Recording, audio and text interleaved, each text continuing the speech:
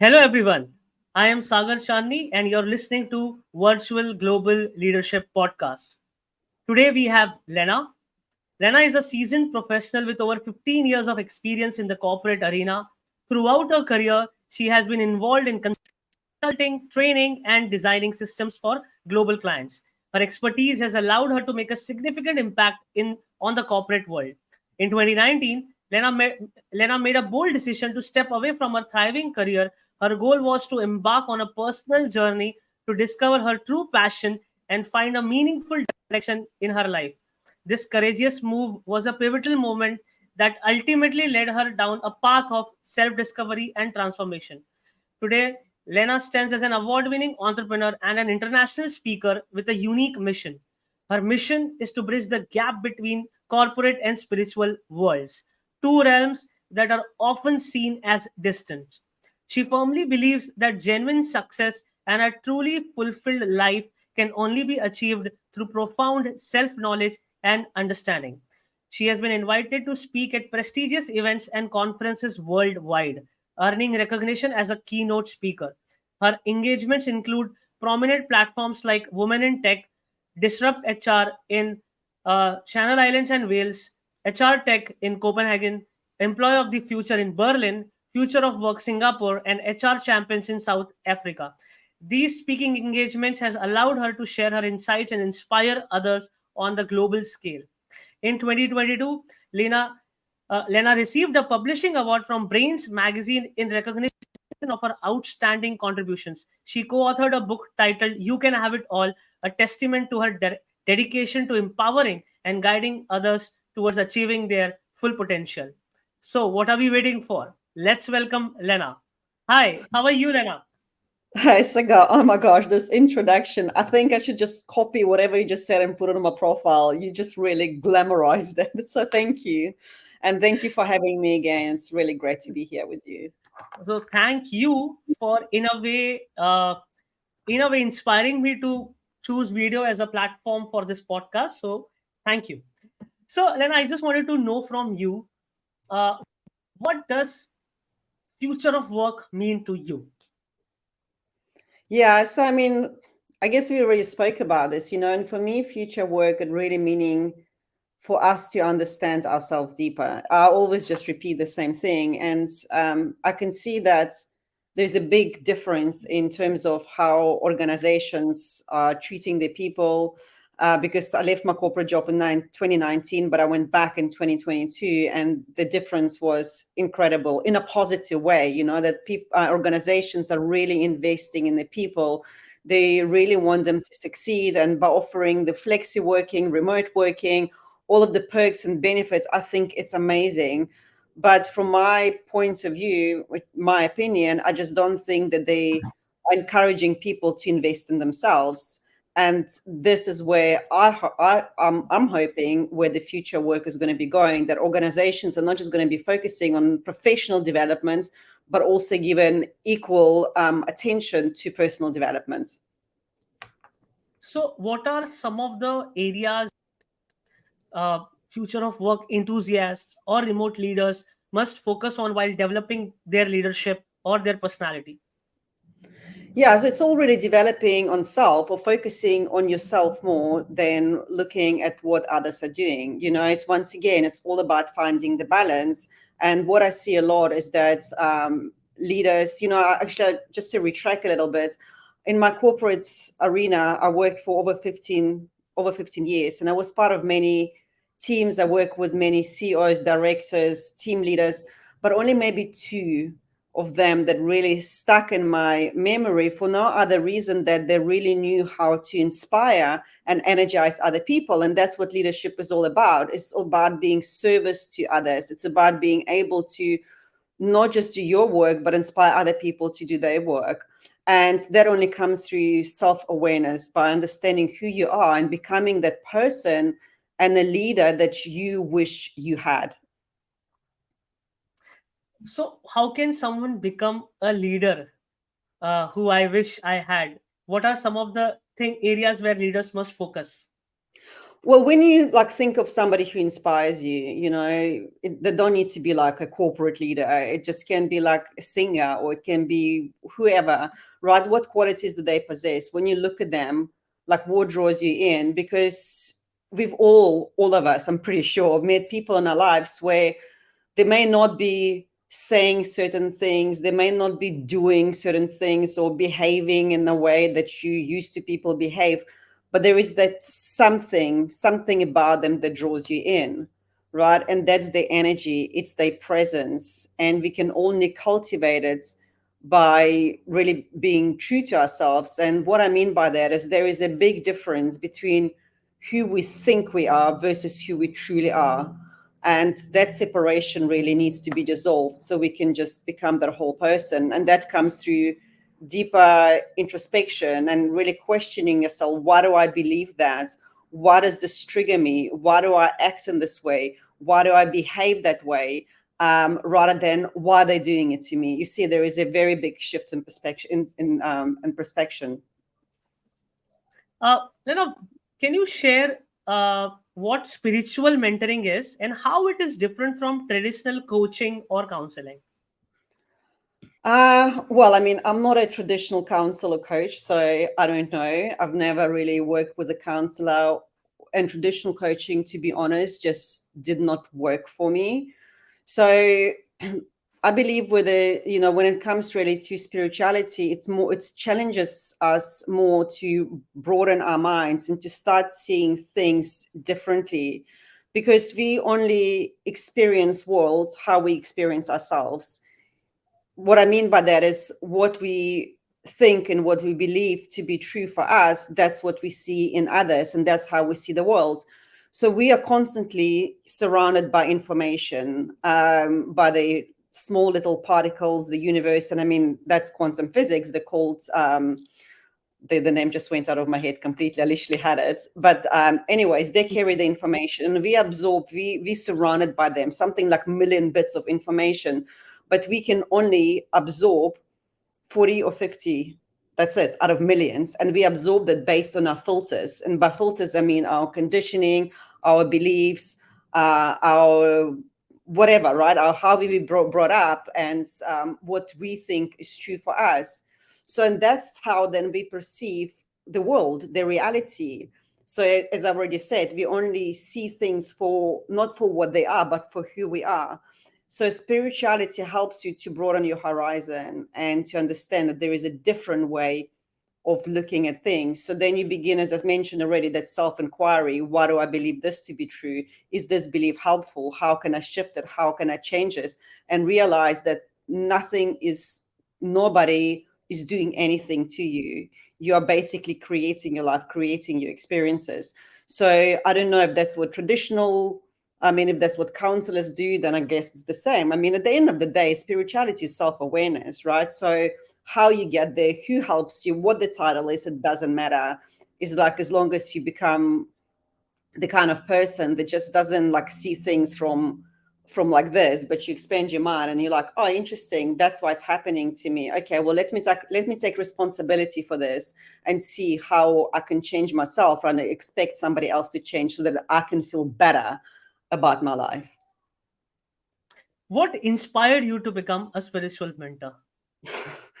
Uh, it's just a title. It's like literally just another title on my LinkedIn. I don't say I'm a No, but spiritual mentor. it's relevant these days, um, because of the world we live in. I really also read a lot of spiritual books. In fact, I also help some of the startup founders on their well-being. So I understand it might. I mean, this is relevant in these days. So I mean, it's good that you're using this. But again, what inspired you to, uh, you know, uh, uh, follow this path? Yeah, so my whole life I was literally controlled by my emotions. I needed things in my world to be the way I wanted them to be in order for me to feel that happiness. And even then, that happiness was very fleeting. So I would book so many holidays and we'll go, like, for example, skiing. And I'm like, okay, well, when I get to skiing, I'm going to feel happy and relaxed. But actually, no, there's something else I find to be anxious and upset about, whether somebody triggered me or they've done something I didn't want them to do. And I think it was, I got at the stage where I've realized that no matter how much I will try to reorganize my life, to surround myself with things, with people, with places that I think will make me temporarily happy, it's just not, nothing is going to work. It's just, everything just stopped working for me. And yeah, and this is basically how I discovered Dr. Jody Spencer. He was the person who totally changed my life. And from then on, it's just, I kind of got onto this like fast moving train from which I couldn't get off. That's the only way I could explain it. The more I got into it, the more I started uncovering, and like you begin to like see things differently. You begin to understand. You get this like information that comes to you, and you go, "How do I even know that without actually knowing about it?" And the more you start uncovering, the more you understand that you actually know nothing, and you will never know anything. But there's just so much to learn, and the beauty is that all of this coming from within you. It's not coming from the books, it's not coming from YouTube. And the most incredible thing that still blows your my mind is that when I discover something like that, I'm like, okay, well, I just made it up. Like my mind just made it up. But then I will go and I'll watch like something on YouTube, something, who the leaders, they're talking about it, like spiritual leaders, and they will tell exactly the same information. And I mean, isn't it just incredible how within us we've got all of access to all this information? And then slowly it kind of, you begin to uncover all of that, and you like begin to understand that we are not limited to this little brain. There is just something greater that's working through us. And then why would you even want to get off the train, right? No matter how rough the ride gets sometimes, but you know that once you're over that big bump, then there is something more beautiful you will discover. So, as a spiritual mentor and guide, how you have impacted lives of people around you, or maybe your clients. If you could share some stories, it would be great. Yeah. So I basically just help people to rewire their thoughts and their beliefs that they have about themselves. It's a journey for me also, it's an ongoing journey, I think, for all of us, because if you manage to rewire everything and have no limiting belief, I think our time on earth is done. Like, what's the point? And I was working once with a client. I mean, my biggest passion is really to help people align with the life purpose, because it's something I have been thinking about since I was about 3 years old, and just wondering, why am I here? What's my purpose? Which was quite a strange thing for a 3-year old to do, but it's always been in me. And over the years, I've completely, I guess, well, not completely, but I have disconnected from it. And now, spending 2, 3 years meditating, connecting, journaling, sitting on a couch, I finally realized that it's been staring me in my face my entire life. It was so obvious, but relief that came from it was tremendous. So I just love people, helping people to find that something within them that inspires them, that ignites them and excites them. So I was working once with a client, and she was in a corporate position. She also started a couple of businesses because she didn't really like her job, but she wasn't sure about the business, and she just really didn't know where she was going. And I remember I gave her some journaling prompts, and she said to me, I absolutely hate writing. So we started digging deeper into it, and it transpired that when she was small, she used to love writing poems. And her father one day walked into a room, and he shouted at her for not doing her homework. And he told her to throw the childish dreams away, or something to that extent. And that's when she decided at the age of 8, she's not going to write anymore. So once we uncovered that memory, she was like, at the end of our session, she went, you know what? I'm going to write a book. And I mean, isn't it beautiful? And Wow. just saw like a whole face lighting up, because that's just something that inspired her. And obviously, like we just spoke just now before we went live with you doing the podcast, when you feel that excitement in your body, when you're just so lit up by what you're doing, this is a clear sign that it's meant for you. uh, Lena, for those who are unfamiliar, what is human design and how can it be a tool for self discovery and personal development? Yeah, so human design, It's a, I guess, a found. It's a platform. It's like a spirit. It's like a self-awareness on steroids, I would call it, and it's based on quantum physics, genetics, and also more esoteric sciences like Kabbalah and astrology. And for those people who are not familiar with human design, I think many people are familiar with platforms like Maya Briggs Strength, Disc Strength Finder. So human design builds on that, but introduces into the equation one key element, which is our energy. And our energy, I always say, is the highest currency, because we know that without energy there is no life. And seeing that we are 99.999% energy, it kind of pretty straightforward why it's so important, because we are so unique, not just on a physical, chemical, biological level, but also energetically too. So human design helps us to understand how genetically we are wired to optimize our energy. In addition to that, human design also helps us understand how we are wired to make correct decision, because life is all about making decisions, right? You make crap decision, you know what the outcome is like. You beat yourself up, your energy goes down. You made a great decision, you feel great about yourself.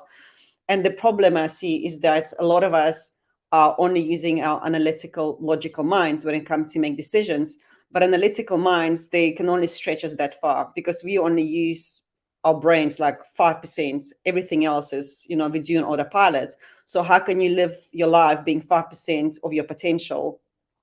The rest of the powerful decision making comes from our subconscious mind, which is where our intuition comes into play. And there was a research actually done on our subconscious minds. Why it's so powerful?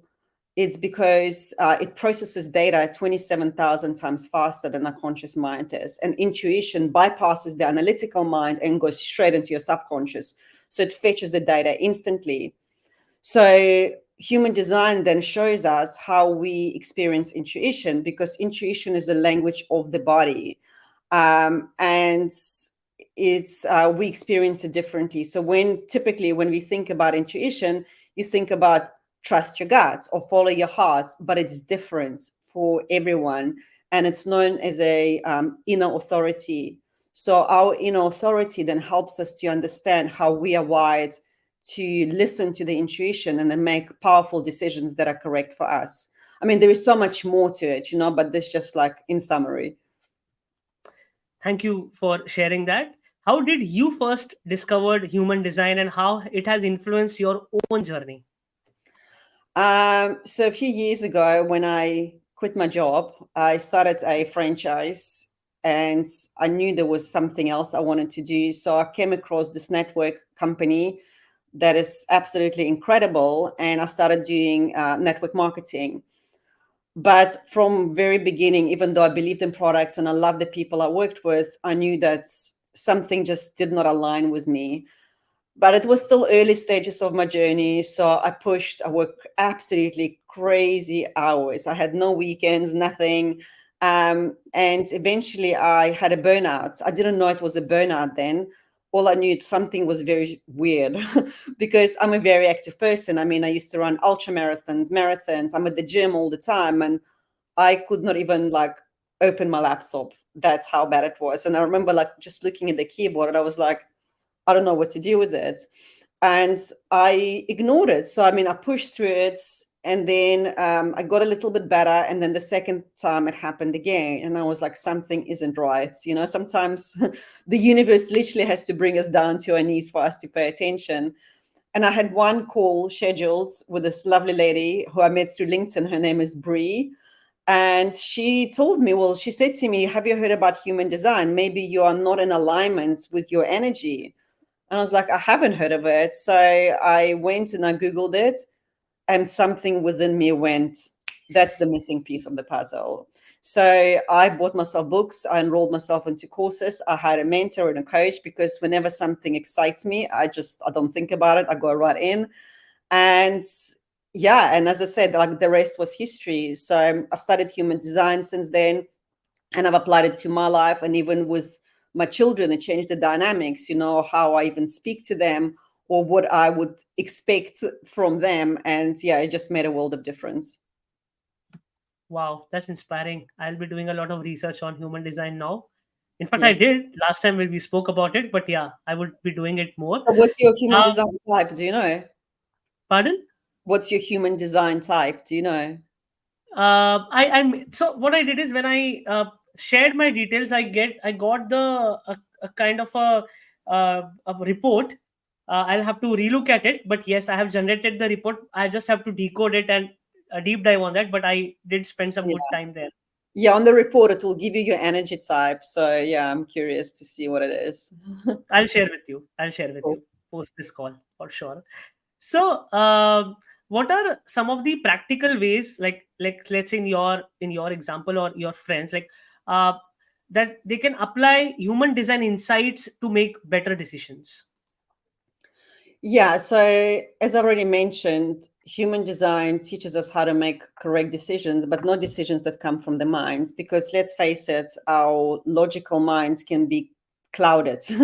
There's worry, there's doubt, there is limiting beliefs, there is stress, there is memories of the past, which we then try to drag into the future. It's a mess, right? And our logic, I'm not saying logic is wrong by no means. I mean, if you like need to do things like on eat, sleep, repeat. We've done them before, or if it's something we've done in the past, we've got experience, we can definitely apply logic, right? But we need to kind of also look at the other side of making decisions, and that's where, as I mentioned, intuition is very powerful. So human design then teaches us how to make those decisions that are correct for us without overthinking and overanalyzing. And as I spoke about, it's all about the authority. It's listening to authority. So I'll give you, there are 7 authorities. I'll just give you an example of 2 of them. Let's say there is an authority called sacral. So it's all about trusting your guts. So that's about maybe 30% of people run about there. And that's my authority. So for me, if I'm presented with a choice, I would instantly know whether something is or isn't right for me based on how my gut reacts. But it wasn't initially like that. Initially, it was like, was it my gut? Was it my head? Was it my this and that? So it takes time, to build that intuitive muscle. It's like, imagine if you want to run a marathon, right? You're not just going to go to the gym, look at the treadmill and say, oh, I could never run a marathon. You'll persevere. So sacral authority is actually the easiest one to develop, because the best thing, like if you're stuck in your head, if you don't know what to do next, just get someone to ask you yes or no questions and then respond to them immediately without thinking, without hesitating. And that's how you build that connection between the brain and the gut. And another one, which my mentor back then, she gave me this exercise, and it was so hard for me to do, where for half a day you literally just follow your gut. So if the gut says get up and go to the gym, you do that. If it says to you stay in bed, so you follow that feeling. What would I love the most right now? And basically do that. So even if it's stay in bed for half a day, you had to do that at least once a week. And I was such a workaholic back then. It's just it was the scariest thing I've done, because I was too scared of letting go. But now that's literally how I spend my days most of the time. Obviously, when I work on a contract, when I'm back in a corporate world, it is slightly different. But even then, the way I do it is I will always start my day with the tasks that energize me, inspire the most. So, what is the most exciting thing I can do out of the list of things on my list? And that's what I focus on first, because that will set my energy levels high. And by the time I get to things that I don't really like doing them, my energy is pretty high. So I actually get through them. Whereas in the past, I'm like, well, let me actually start with things that bore me, that drain me, and then I would save the best for last. But by the time I get to the best for last, I'm so drained and uninspired. I just like, it doesn't feel like my best. So that's one example, how we can make it practical even in a workplace. And another authority I want to briefly mention is called emotional authority. So, over 50% of people will have an emotional authority, meaning that when they are presented with a choice, with decision, their body will go through this chemical process. They ride an emotional wave. It's actual chemical process that they're going through.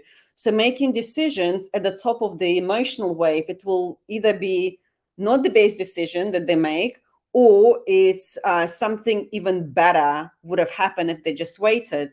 So when people with emotional authority, they really need to be encouraged to not to rush into making decisions. The best thing they can do is to say, let me get back to you, let me sleep. So when you then understand, whether you are wired to make spontaneous decisions, whether it's better for you to wait, to pause, assess, and then keep on checking how does it feel for you, it saves us a lot of time, not to mention energy from making the wrong choices. Wow. Thank you for sharing that. Now, shifting gears a bit and trying to understand, like in organizations, how can remote leaders, or for that matter, leaders, foster a culture and innovation and adaptability? Yeah, so actually, if you think, what is innovation, right? Innovation comes from creativity, and creativity is connected to intuition again, because intuition helps us to connect seemingly unrelated parts together, and it sets the stage for creativity. So, intuition, creativity, innovation, all of them are related. So, currently, as I've already mentioned, most of us, if not all of us, rely on a very logical, analytical way of thinking.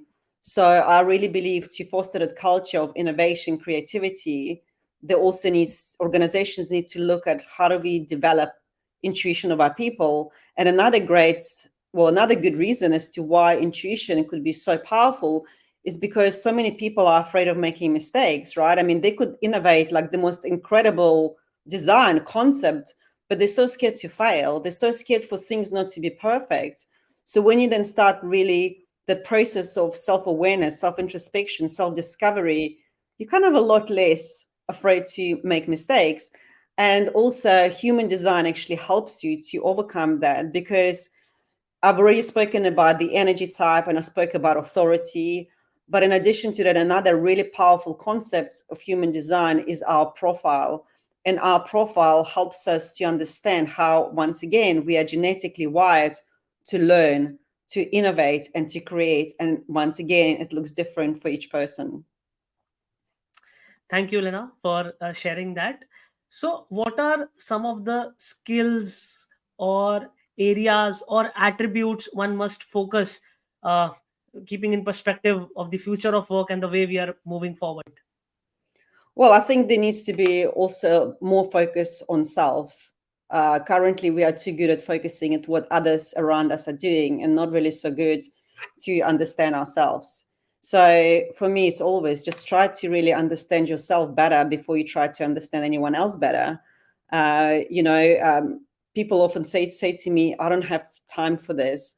Well, I would argue that that should become a priority, because we can't give from an empty cup. So when we're running around trying to help others, trying to lead them, inspire to whatever it is that we're trying to do to others, but we haven't yet managed to do it ourselves, it's not going to come from overflow. It's going to come from an empty vessel, and that's just going to drain us. So I do strongly believe that we need to start topping up our own cups first before doing it for others. Okay. So, are there any connections between the future of work and the concepts of spiritual mentoring and human design that you particularly find it interesting or relevant? Well, I think it's all connected, right? Because actually, if I was having this conversation, I probably wouldn't be having this conversation 5 years ago. I don't think that the awareness was there, Obviously, there was a lot of, there was talk about spirituality and spiritual leaders, but organizations and people who worked in an organization, I was one of them, were not quite interested in that. But over the last few years, especially since lockdown, I think been a big shift in our consciousness and our awareness. So people began to realize, first, there's something more to life than what I currently have. They started asking themselves different questions like, who am I? Where am I going? Is this even right for me? So it's all kind of inclusive. I believe that future works of work um, includes that deeper kind of sense of purpose, of finding direction, and of really giving us the self-confidence to explore ourselves further. Okay. Have you observed any specific patterns or trends in how individuals are incorporating spirituality and self awareness into their professional lives? It's so different for every person, right? For some, spirituality, self awareness comes when they sit on a couch. For me, for example, I can literally spend hours sometimes on that. And that's how I connect to my intuition. This is when I try to find the next step or just receive information I wasn't aware of before. For some people, friend of mine, when she wants to find clarity and peace, she folds laundry. That's her thing. For other people, it can be going on a Okay. walk. For some people, can be doing yoga or going running. Whatever it is, we come to it very differently. I don't believe there is like one thing fits, one kind of approach fits all. I know what works for me. Like journaling has always been a bit of a chore for me, even though I know I have massive breakthroughs. But you kind of like have to come to it by yourself. And initially it might be good like to listen to certain YouTube videos, because you will connect with the spiritual leaders, see which one connects with you, see which practice you want to adopt, and then just do whatever works for you. I always recommend just even pausing few minutes every single day, because we can't come to this place of deeper self-awareness when we run from one thing to next, or we're busy our lives to such an extent that we have no time for ourselves. And people often say to me like, but I've got children and I've got work and I've got this. But at the end of the day, when you give energy to yourself, you can radiate more energy to other people. You can't give energy to others if you don't have it for yourself. So, but yeah, I mean, we all find our different paths and different things that work for us. Then, how can also individuals strike a balance between personal and professional growth, especially in the context of these topics? Well, we need to realize that we're just one human being. There's no separation between personal and professional. It's just you, right? And the more you invest in you, the more you can give. Again, it's all about giving and receiving. You've got to receive that satisfaction, the whatever, the enjoyment from the things you do. And because you receive it, then you've got more energy and joy and all of these positive feelings.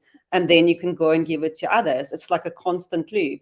So, Yes. firstly, I always, I'm probably maybe not yet the right person to say that, but I believe by practicing self compassion. And it's a big thing for me to say, because I think a lot of us, especially in the corporate world, the high achievers, right, that we like succeed, we're going to use our willpower, we're going to overcome any obstacles and challenges, we're going to better ourselves. And the way that we then talk to ourselves, that self talk, is we will never allow anyone else to talk to us that way, and we'll never talk to anyone else that way. So I think, for anyone who's really looking for deeper self meaning, self awareness, compassion is like for yourself is the key. It's like accepting I am where I am and I can't be anywhere else because I wasn't aware of certain information. There's lessons I've got to learn before I can be somewhere else. So that acceptance of being where you are is exactly where you need to be, and just being more compassionate and celebrating like little wins. Maybe let's say like your partner or your friend, they triggered you in the past and now they did the same thing but you're not even as reactive. That's a massive win. To start celebrating that, and you will slowly see how this corporate persona and that private persona kind of merge into one. Wow. What advice you have for listeners who are interested in navigating the evolving world of work while also exploring the spiritual and self-discovery journey?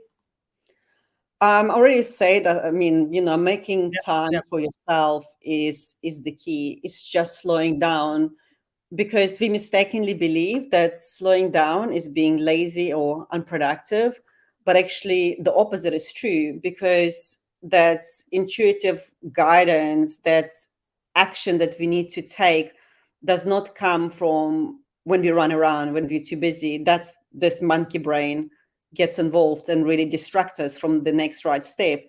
It rather comes from the place of stillness, of silence. And I've noticed sometimes like how let's say I don't know what my next step is. I don't know what to do. And in the past, I'm like, I'm just going to do everything and see what works. And now sometimes I would just like either go for a walk or sit on a couch and just ask, what is the next thing I can do? And the answers come, sometimes not in the way you expected them to come, but they always come. So I think slowing down is one thing. And another one is we really need to start paying to things that excite us the most. What is it that you're most excited? What are you most curious about? There is a reason why you feel that way, because it means that that thing is meant for you, right? I mean, I wouldn't get excited by going deep sea diving. Like, it's like not exciting at all. But I would be excited, for example, to go on, I don't know, like somewhere else, to a spa maybe, because I know when I come out of the spa I feel energized, and when I feel energized I have more inspiration, more creativity flows through me, while scuba diving would just like, no, it's just not my thing. So why are certain things coming to you? You've got to trust them and you've got to follow in them. I think I've given you example where in the past, like, I needed to get a solution to this problem at my job, and my intuition told me to go for a walk in the rain. And I did. And when I got back, I didn't have one answer, I had two answers. And I was circling around for about a week. So just slowing down and listening and trusting and paying attention to what feels most exciting. Wow. So Lena, in this entire your journey of your current journey and in the corporate life, what was some of the biggest challenges or failures you experienced? I don't believe there are failures at all. The challenge is where when I'm in a dark, where I'm just like in a gray area. So when I'll just give you a quick example, when I came across human design, it completely blew my mind. I knew that it was something that was needed, but I didn't know who needed it, how I was going to get it out, and I just didn't know. So I started trying different things, like running webinars for health practitioners, or doing this Facebook challenges, which my coaches like really stressed is such a good way to drive traffic, but it felt like such a chore. I just wasn't feeling it. I really felt like I was pushing it. And that's actually why, that's when I had my third energy burnout. And it took me probably about a year or to really understand that once again, I wasn't in alignment. I wasn't following that path of excitement. So that was big challenge, to realize that sometimes I don't have answers to things. I just don't. And accepting it, that this is where I need to be. That maybe I'm just not meant to have answers. Maybe I am meant to be in the dark. Maybe I am meant to go through, I don't know, a dark night of the soul. Maybe things are meant to fall apart. And it's just learning how to accept what is rather than what the ego mind thinks how things should be. So that's definitely been the biggest challenge. And then how are you, how do you stay motivated and continue to innovate in your domain? Permanently investing in myself. I mean, my energy is my priority, So every day I would start my day with meditation, with self reflection, maybe with some breathing. During the day, if I feel like edgy, if I feel like I'm pushing and I'm making this effort and I feel this like tension, I would take myself away from whatever it is that I'm doing. And I just constantly observing, how does this feel? Does this really feel exciting, or it's just not really feeling right for me? So it's just becoming more present to my emotions with my body. And when there is a constant chatter in my head, I would go, right, okay, what is going on?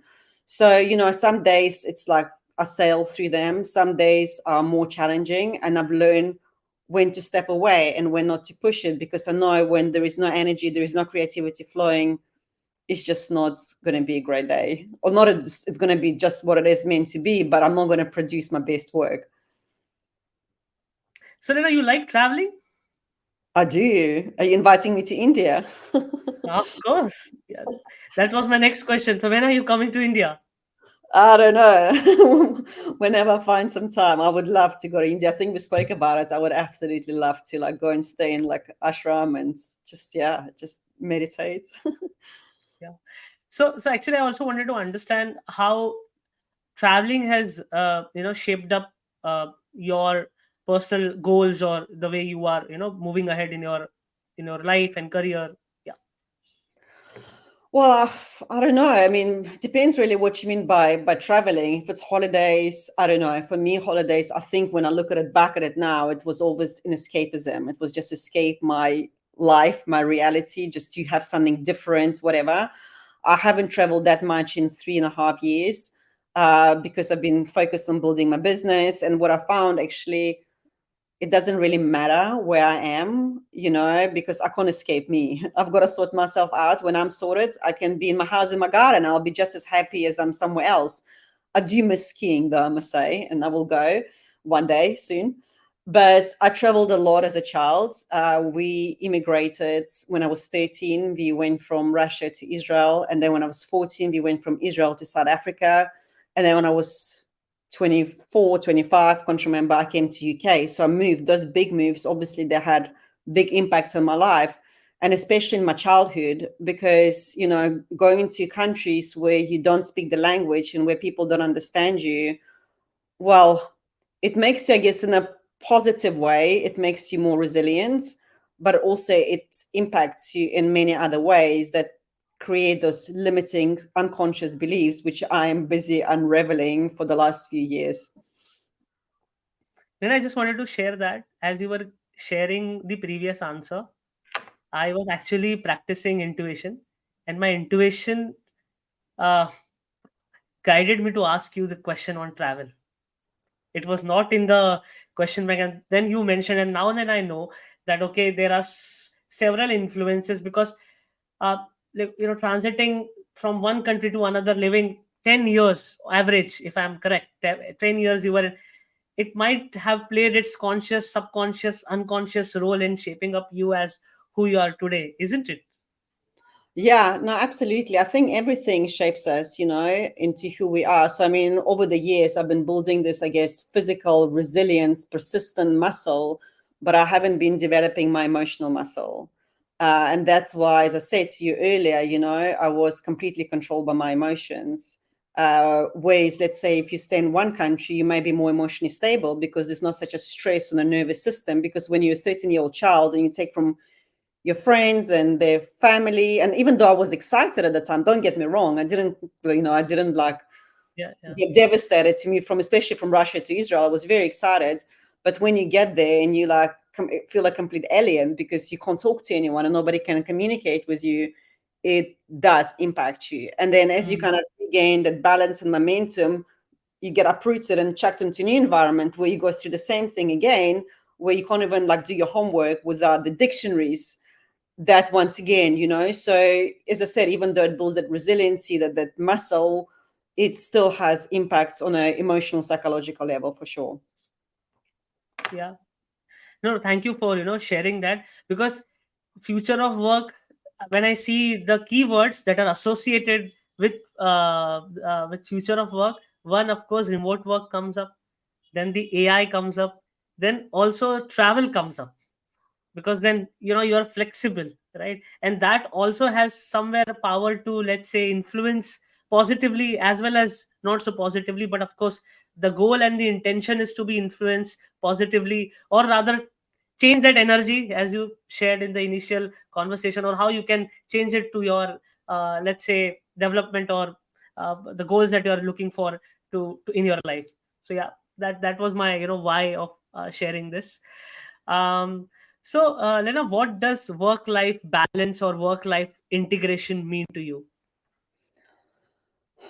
I think it's just finding that state of flow, in your life. And I know it's a lot harder when you've got a full-time job because obviously you're accountable to somebody other than you. But it's just to finding that something within you that inspires you to get through the day, whatever it could be, small things. For me, for example, the things I started practicing recently was just to feel one thing, maybe three things that you're grateful for in the morning, first thing in the morning, right? It can be even like my blankets. It can be like that I see the sun. Because once you do that, once again, the key to really finding that balance is to maintain our energy throughout the day. And what that gratitude method does, it actually helps that energy to start flowing through your body. So you start your day in a more positive way rather than checking the phones. Oh, my boss didn't get back to me. This is, I've got to do this and that. So when you start your day from practicing gratitude or practicing breathing, which is another really powerful technique, I've been practicing this certain technique. You can then just find that balance in your day easier. And once again, the balance looks different for different people. I always start my day with that, and I'll probably go to the gym. Then I come home, have coffee, and then I will work. Then I might meditate. It's whatever. But we all find a different routine, and it's just finding that thing that inspire, that energize you, and keep your energy levels up. Lena, I also learned that you're doing some interesting work on YouTube. Why don't you share with us what is that initiative about? Oh yeah, thank you for asking. Yeah, so a friend of mine, Sarit, and I, we actually started a YouTube channel called 9 to 5 Spirituality, because my vision for a long time now has been to incorporate, as you mentioned, spiritual and corporate worlds. And she was a CEO of a global company, and now she's more kind of into AI space. And her mission is to bridge spirituality with AI. And together we came to create a channel called 9 to 5 Spirituality, where we share really practical tips on, for example, like now we've got a manifestation series, how to manifest your dream job. What are the things you've got to do? So we talk about the thoughts, the power thoughts have over us, how to control emotions. We talk about taking aligned action, how to develop intuition. And yeah, there's a lot of content we are producing. We are very excited. And we also created an Instagram channel with the same name just to support it. It's like, practical tips and tricks and actually like downloads and things like that. So yeah. Can you help us with the channel name once again? If viewers would like to go and subscribe, can you just share that name? Yeah, so it's called number nine. Can I type here or Yeah, of course, of nine course. to five spirituality? I think there might be space in between, but yeah, I mean, it's pretty easy to find us. I don't think there's many other channels like that. Yeah, yeah. So, Lena, how do you approach decision making when you're faced with complex or difficult choices? Uh, Couch. I've got my couch worked out. That's what I do. Sometimes, actually, what I also do is I will ask for guidance before going to sleep, and I will just trust the universe will bring it to me in my dream, or when next morning I wake up, I will be clearer on what to do. And that's super powerful. That's, I sometimes wake up with a mess of like aha moments. But otherwise, yeah, just sitting in silence and asking questions, that's what works for me. As I said, we all find it differently, or going for a walk, but just a walk without headphones, without just me. I take myself for a walk, and sometimes I come back. I don't just find answers, but I also find like different content, different ideas. But it's all by pausing in my day and just taking time out. Lena, how do you handle criticism or negative feedback? How do I handle this? Well, I do firmly believe, I mean, in the past, I must say I was very sensitive because I really, really valued what people thought of me. I wanted to come across like, I don't even know what I wanted to come across, but I wanted people to understand me, to approve, to acknowledge. And that caused me a lot of mental turmoil. Nowadays, I don't really handle it. I mean, there's just no need for me to handle. Maybe I'm oblivious to it. Maybe I don't see it. But I do believe we attract who we are. So maybe because I'm just not, maybe because it doesn't bother me, it's not even in my awareness. Like if somebody's going to criticize me, they disagree, but I just don't think about it. It hasn't happened. So, I mean, that's the best answer I can give you, but I do believe that other people's opinion literally have nothing to do with who I am. They can have any opinion of me they want, because remember, we only absorb 30 bits of information out of millions. So what are the chances that their information that they absorb is the same as mine? Like none. So of course they can have different opinions. Of course they can express themselves. But once again, I just don't believe it's got anything to do with who I am. Thank you, Lena. And what are some of the podcast, books, content that you keep, referring or you are excited about? If you would share with the viewers. Yeah, so I am actually currently in a study group. I'm studying Course in Miracles. That made a huge impact on my life. And you can even, like, anybody can go and look for YouTube for Course in Miracles. Another spiritual mentor I follow is Aaron Upke. He talks about Course in Miracles and Law of One, which is really interesting. There's so many, there are just so many. But I would say, like, Aaron Apke is one of them. Brian Scott is great. I mean, Dr. Jody Spencer, I don't listen that much, but I've done a lot of his events. I've listened to his podcast. So if anybody's really starting on this journey, I would strongly recommend Dr. Jody Spencer, Craig Braden, Bruce Lipton. And Bruce Lipton, he's a scientist. Like, he used to be a traditional scientist, a microbiologist, or I don't know, a physicist. I can't remember. So he's got a really lot of interesting concepts, and he merges the spiritual and scientific worlds together. Okay. And what are some of the qualities one must, or qualities or skills one must develop if they are following the path that you are, in a way, spiritual mentoring, or going out and, advocating and sharing, how to live a better life. So if someone is on that path, what would be your advice? Well, my advice would firstly definitely keep an open mind, and to, I think open mind is everything. Another advice is, I don't believe we are here to really need to teach and tell anyone else about what is it that we are doing, because that was my challenge. It's like, well, how do I introduce it to my family, or how do I make them to see this? But what I realized, it's actually none of my business, like, what they're doing. I've just got to do me.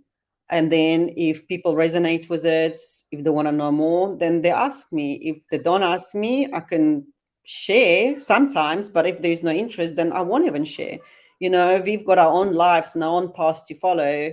And other people, even if it's like our closest friends, our spouses, our partners, they've got their own. And sometimes those paths just don't align. So who am I to tell them my path is better than theirs? Like, no. Yeah, yeah. Thank you, Lena, for giving your valuable time and sharing wonderful insights on the future of work, spiritual mentoring, and life in general, and sharing your story, and giving good references and examples for viewers to go back and, gain some inspiration from. Before we end this conversation, do you have any closing comments or anything would like to share? Yeah, I mean, I'm going to hammer it again for the third time. It's so important, guys, to really be able to pause in our lives, to reflect on where we are and also how far we've come from. So, like, even if you've got just a couple of minutes a day where you can just sit and be with yourself, maybe with a cup of coffee, with a cup of tea quietly, and just self reflect. And whenever, like, any challenging situation come up, whenever you don't know what's next, that's the time, the best time, to actually just ask universe. You already know that when you run around in circles, when you're trying to overthink, overanalyze, the outcome. It's predictable, it's known. You're going to create predictable situation over and over. So I just invite you to maybe play with it, to experience something new, and to create something new from the unknown rather than from the known logical minds. Yeah, thank you for sharing that. I think most of us are having this privilege to spend time to reflect on that. There are so many people on this planet that they're so busy in their, let's say, in battling their life. They have some other concerns, but most of the folks are having this privilege. So yeah, thank you for reminding it once again, that they can leverage it, because people aren't even leveraging this. I mean, this particular time they have like 10-15 minutes or whatever.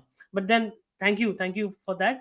So yeah, Lena, I would love to have you once again. Maybe we can Anytime. dive deep on each of the topics, and we'll go deep, and share and create value for our listeners globally. So yeah, looking forward to having you once again. Yeah. Thanks, Sagar, Okay. for Bye having me. bye. Yeah. Bye.